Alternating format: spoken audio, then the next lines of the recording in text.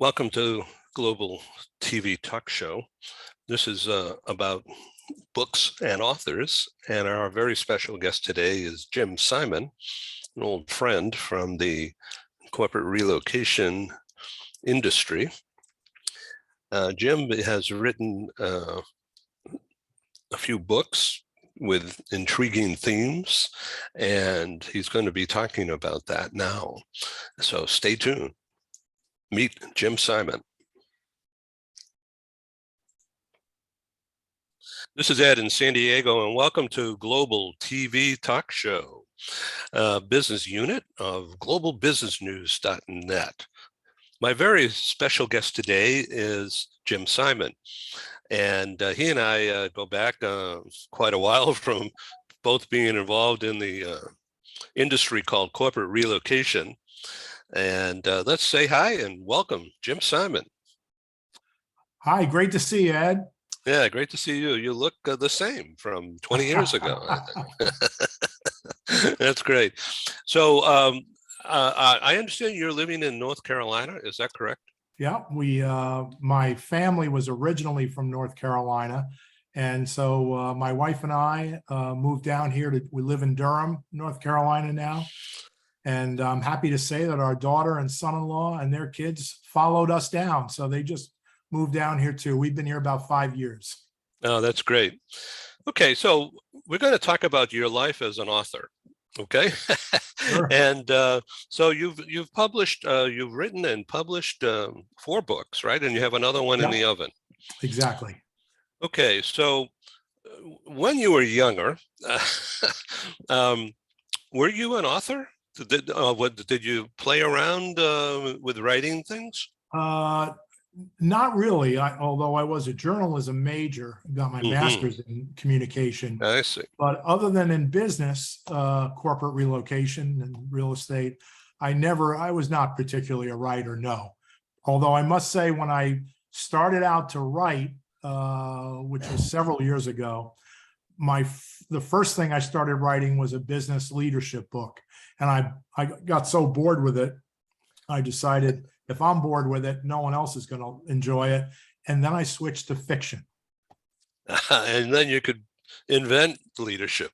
That's right. That's right. Oh, that's great. Well, let me ask you a question about the idea of writing a book.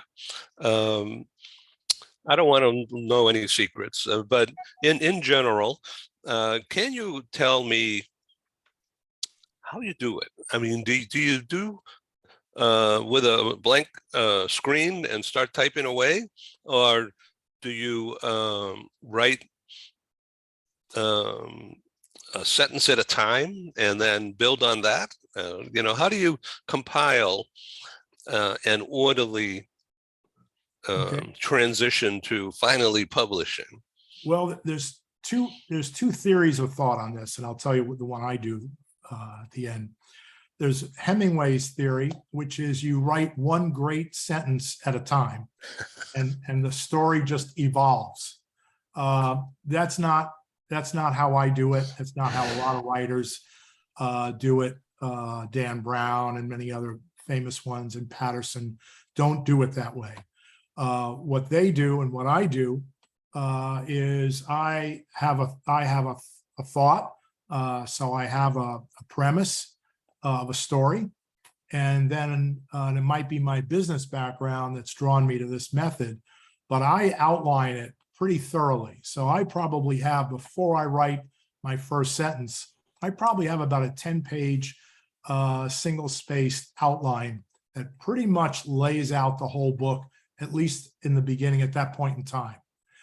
In reality, once you start writing, it's a little bit like life. You can have a great plan, but things happen. And the same thing happens when I'm writing a book. I may have it beautifully outlined, but as you get into writing each chapter or each scene, something comes up, and it could be a conversation, or it could be a murder about to happen, who knows? And you say, this just isn't right. He's not gonna walk into the restaurant in this situation and pull that trigger. It's not it's not the way it doesn't make sense to do it that way. So now you start changing things, you adapt just as you do in life. And so the outline takes on less importance as you go along, because then once you start changing things, changes a lot of other things. And then you can probably see a little bit of a whiteboard in the background. I see that, yes. Which is just a portion of, at some point, what I do after I've started to flesh it out on paper, and I'm, say, halfway through, I actually lay out in boxes on a whiteboard each scene, each chapter. So it gets pretty detailed, because also in fiction, unlike if you're writing nonfiction, you know, there's hard theory behind it. There are facts that you have to follow. There may be loose ends, but that's life. In fiction, you can't have loose ends. So if you start something, you got to make sure, if you present a problem or an open question, you got to make sure that all those loops by the end are closed, even though in real life, you know, they don't close.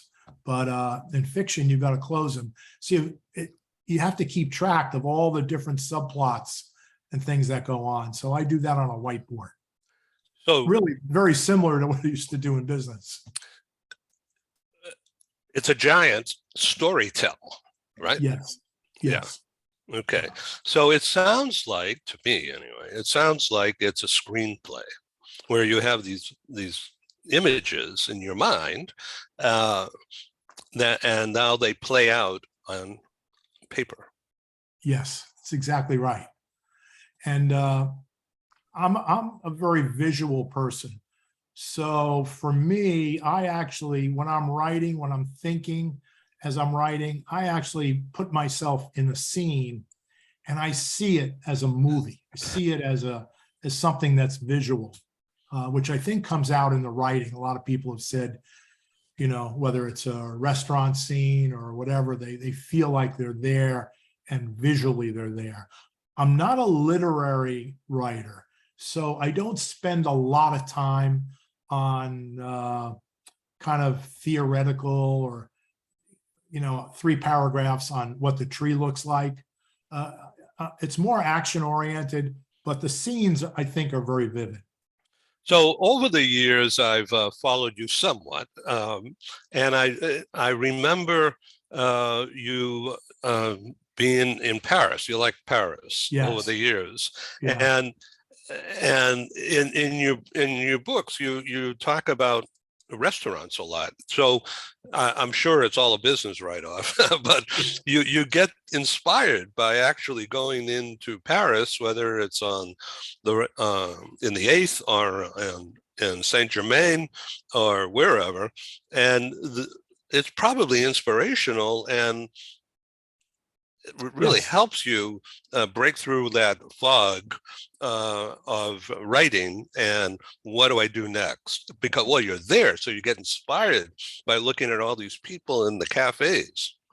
It's exactly right. And the travel does a number of things. One, it does reset your brain and mindset and your imagination. So when you're there, you see things and you think differently than you do sitting at your desk at home. Number one. Number two, all the restaurants that are mentioned in the books, except for one, which is fictional because I had a murder there and I didn't want to cast the restaurant in a bad light. So, but there's only one fictional restaurant. All the rest are real. All the rest I've been to, often many times, and actually probably eaten the meal that's described in the book. But I use those scenes because the books can get tense at times. You know, this is about murders and life and death and things like that. And what I found was that the restaurant scenes gave people it gave the book a lighter feel to it at times. It was a break from some of the tension, even though sometimes the tension's in the restaurant. And it also, what I've gotten from readers is people enjoy, in a sense, traveling to these places that they may never get to on their own. So I don't mean to be a wise guy, but you are. Um, when you eat in all these restaurants, do the waiters wind up in your book? Some of them do, yes. Uh, there's definitely some of the ones that are just more memorable to me or that I've known for years. I do put them in the books.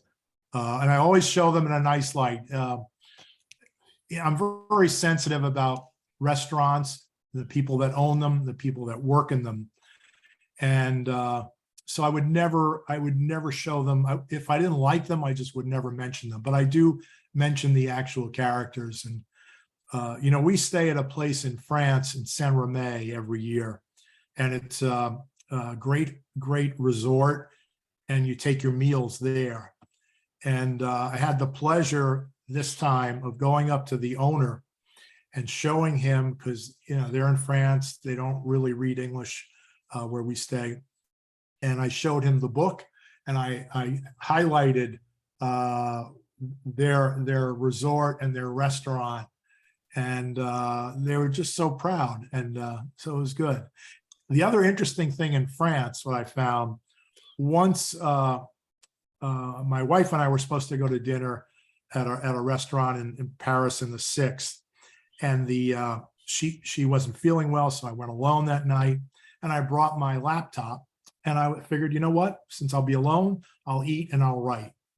And the server saw what I was doing, and he asked me about it, and I told him I was a writer, and I actually showed him a picture on Amazon of one of my books, and it created a little stir. In France, writers are revered. So it was interesting what evolved there. Were you ever poisoned? Not intentionally. I have had food poisoning, but not that I'm aware of. Although, my next book is the one and it's almost done. It should have been done, but it's called Putin's Poison, and it's part of the same series. And my daughter said to me, Dad, do you think maybe you shouldn't make the Putin part so prominent? She's thinking they're going to come after you or something with poison. But the problem with this book, and the reason it got delayed, Putin's Poison, it's not out yet, is I started it before the Ukraine invasion by Putin. And I portrayed Putin as obviously one of the main characters. And the original draft showed him having a softer side that came out at the very end. And when this thing happened in the Ukraine, of course, I said to myself, first of all, I don't think that softer side exists. I think I created something in his personality that's probably not there. And secondly, there's no way I'm coming out with a book that in any way is favorable to this man. So I had to rewrite a good part of Putin's Poison, and it's just about done now. I look forward to that. Okay, so let's talk about the whole idea behind death. You're fascinated by that. You're gripped by that. So how did that come about? Well, first of all, it's always fascinated me that here is something that we're all going to go through. It is the most important thing that we can think of. And yet, there's really very little attention. We pay very little attention to it in the course of our lives, unless we get sick or someone else dies or something like that. I guess there's an old movie, 2001 Space Odyssey, where this came out probably around 1970, where the computer that's running the spaceship develops a mind of its own. And actually, when they go to pull the plug on the computer, because they feel it's not doing its work properly for the guidance of the spaceship, the computer realizes it and doesn't let them turn it off, and in fact takes over the whole spaceship killing at least one of the astronauts. But what happened when HAL was the name of it? HAL was the name of the computer. And there, with the advent of artificial intelligence, which this really was back then, it was portrayed, it was really one of the first popularizations of AI.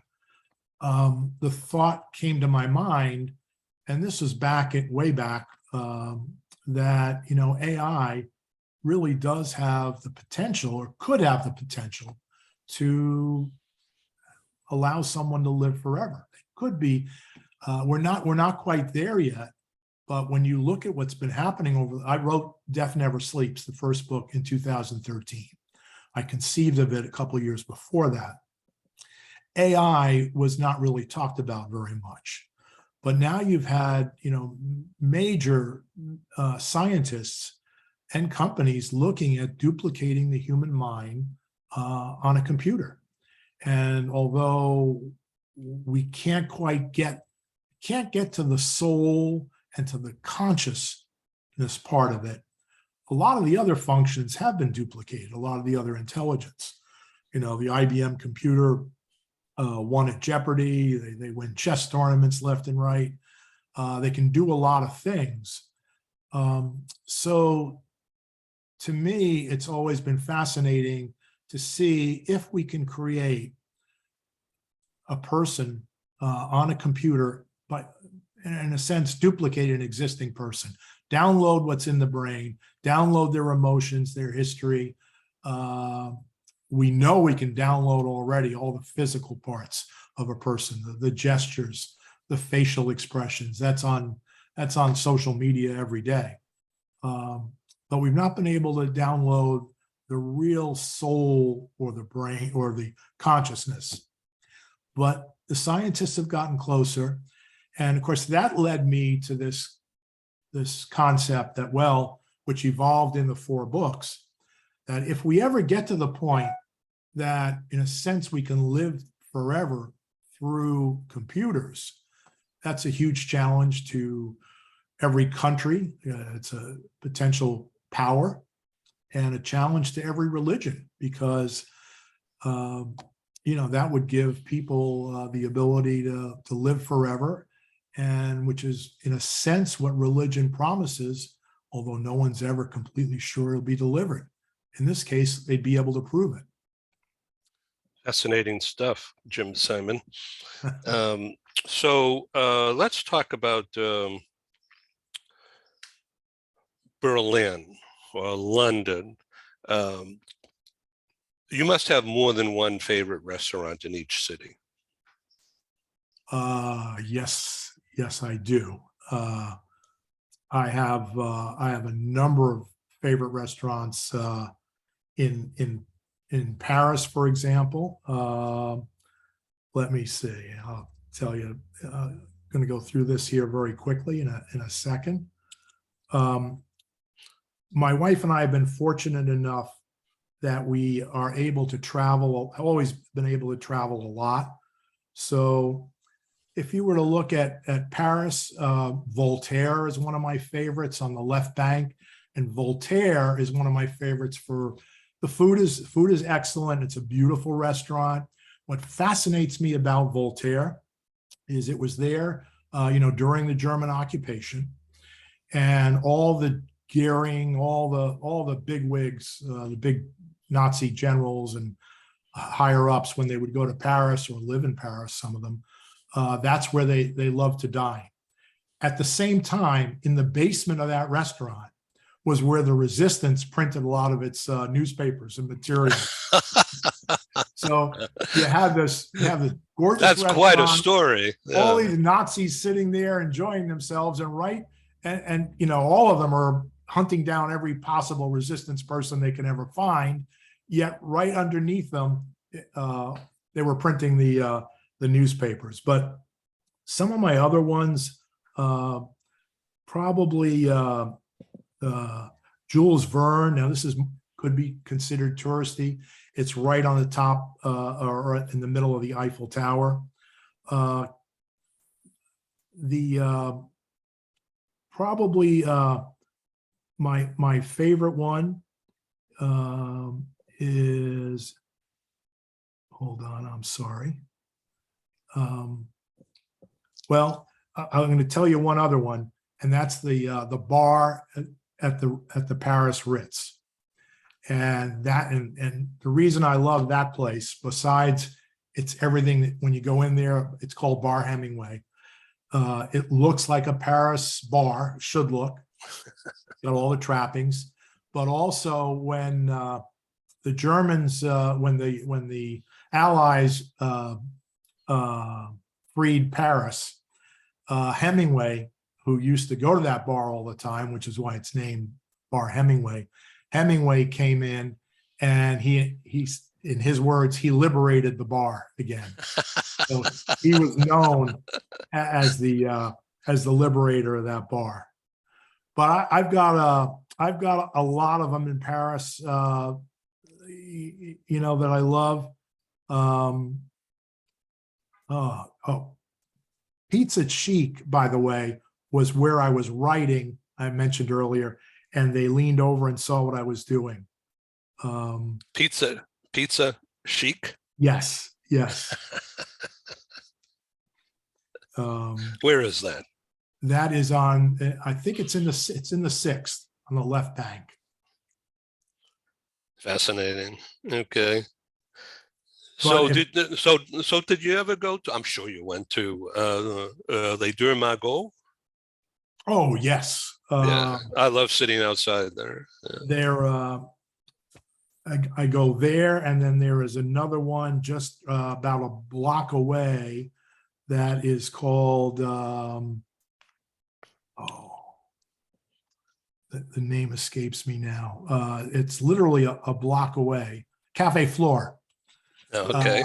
Yeah. And it also was a hangout for the same group of writers and things like that.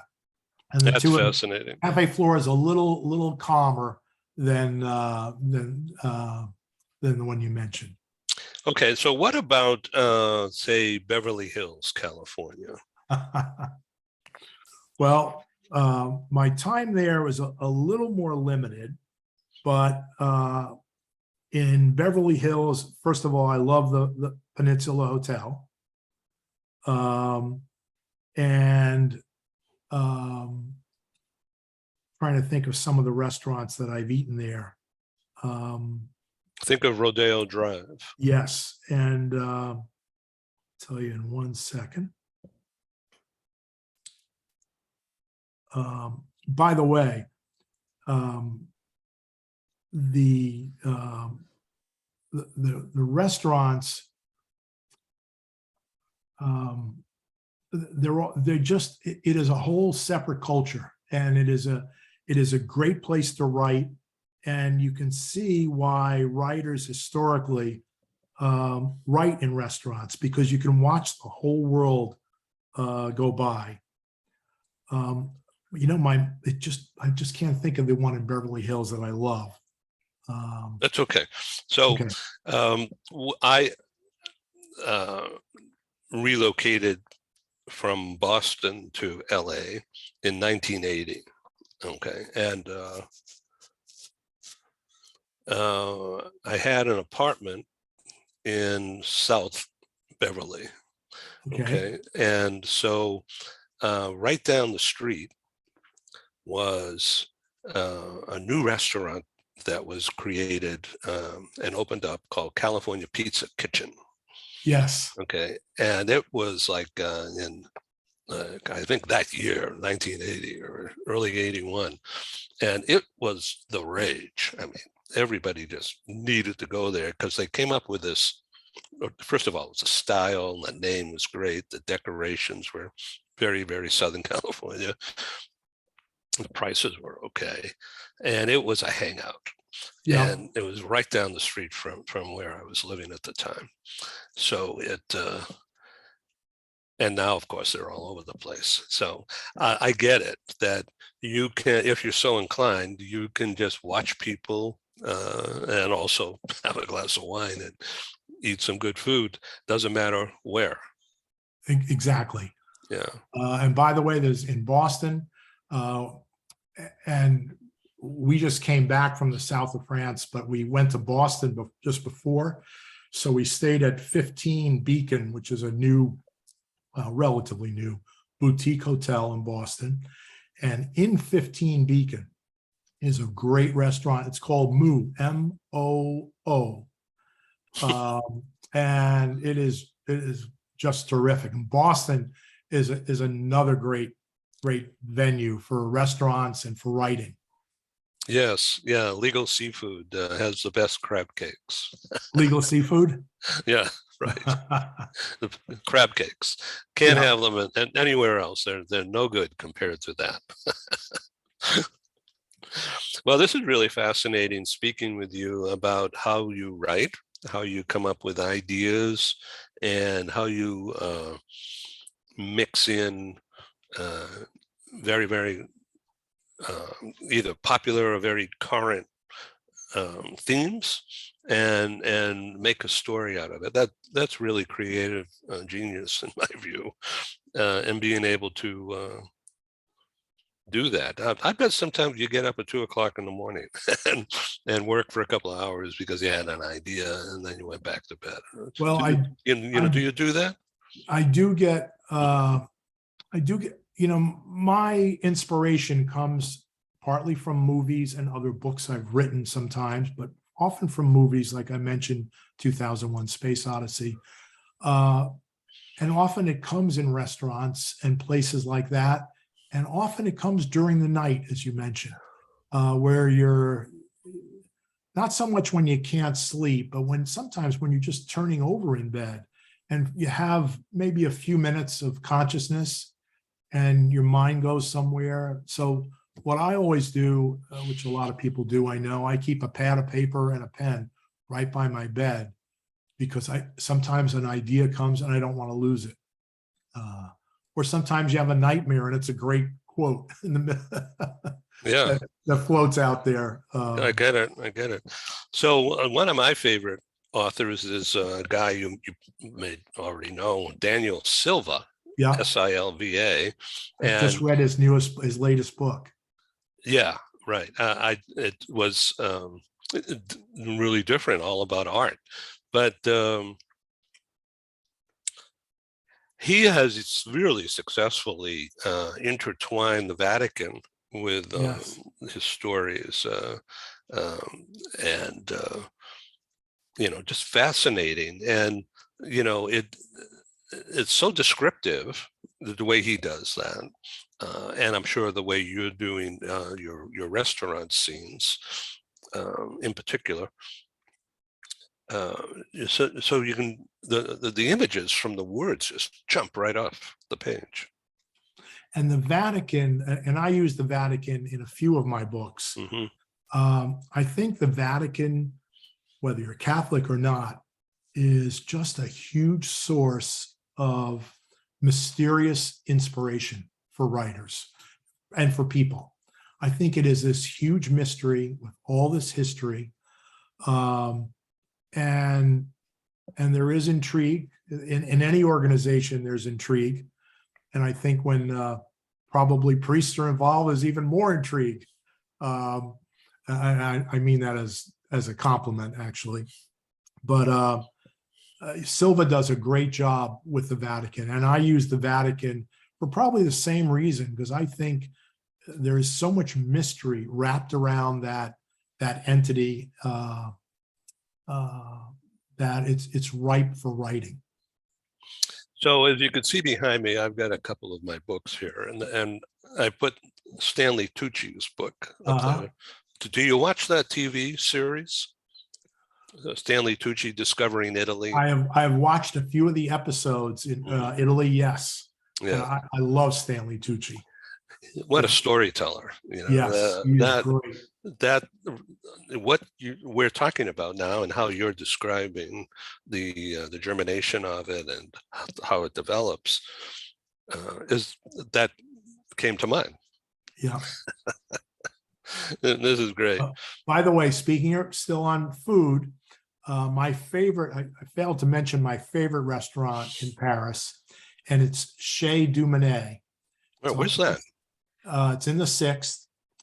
and it is about 6 blocks away from the site of there's the Hotel Lutetia, which had been taken over by the Germans, by the SS, I believe, in Paris. And they would interrogate prisoners or people they captured, usually from the resistance, in the hotel. And then they would transfer them across the street to this notorious prison, which is no longer standing, but there's a monument there where all the German horrors of that time were inflicted on these poor French or Parisian people. So it's just several blocks down the street from that. But it's a great bistro. It looks like a bistro should look. It's been around forever. And I do mention in my book the server and the owner. There's one server that has been there forever, and I mentioned him. He has no interest in books, nor does he read English. So he has no idea he's ever been in it. But it's a great restaurant. Not over the top fancy or anything. It's a bistro, but it's a good bistro. What's the name of it again? Chez Dumonet, Dumonet. Got it. And it's on the Rue de Cherche, Sherry, whatever.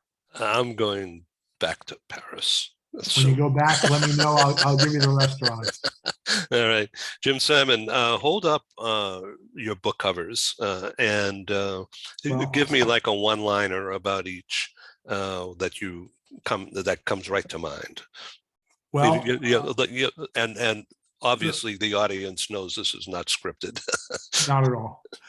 The first one that I wrote was Death Never Sleeps. I wrote it back in 2013, and it really sets, they're all, you can read them independently. You don't have to read one to read the other. They stand alone. But this was the first where the character Alex Nicholas, who's the gangster who paid and had himself duplicated on a computer just before he was murdered. Jeff Logs In is the second, has a lot of scenes in Paris, but continues the story. I'll spend more time on the last one. Death Logs Out was the next one.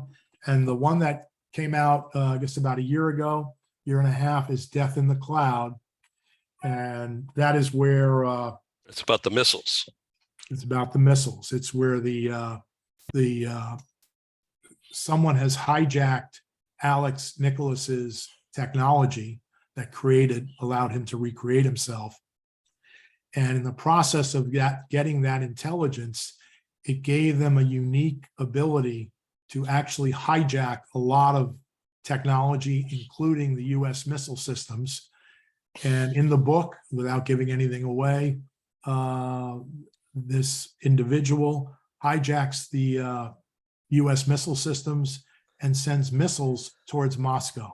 So you have Putin and an American president on the phone with each other in their respective war rooms, with the missiles seconds away from Moscow. Putin trying to determine if he should retaliate, the American president telling him, we are trying to stop them, and it was accidental. And in the meantime, there's only one person that can stop those missiles, and it happens to be the man who died 2 years ago, Alex Nicholas. So that's the basis of Death in the Cloud.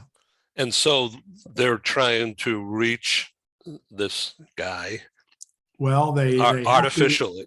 They have to do something. As you can imagine, the U.S. government, they've stumbled on the brother who's alive, Michael Nicholas, and they've seen communication between Michael Nicholas, who is a traditional regular businessman, and his older brother, who was the gangster kind of, who duplicated himself, but who's dead. And they see that, the NSA stumbles on all this, and they call Michael Nicholas in, and they say, we need your help. And Michael is able to bring into the war room his dead brother, Alex Nicholas, who's been recreated on the computer. And Alex Nicholas allows the Pentagon to tap into his technology, which threatens his very existence, by the way, by doing that, in order to try and override the missiles that are heading to Moscow.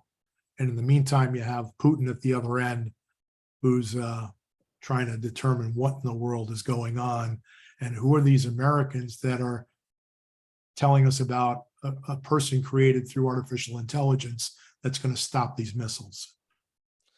Jim Simon, this has really been a pleasure to reconnect with you and have this Same here. conversation. And I invite you to come back on Global TV Talk Show someday, and let's go deeper.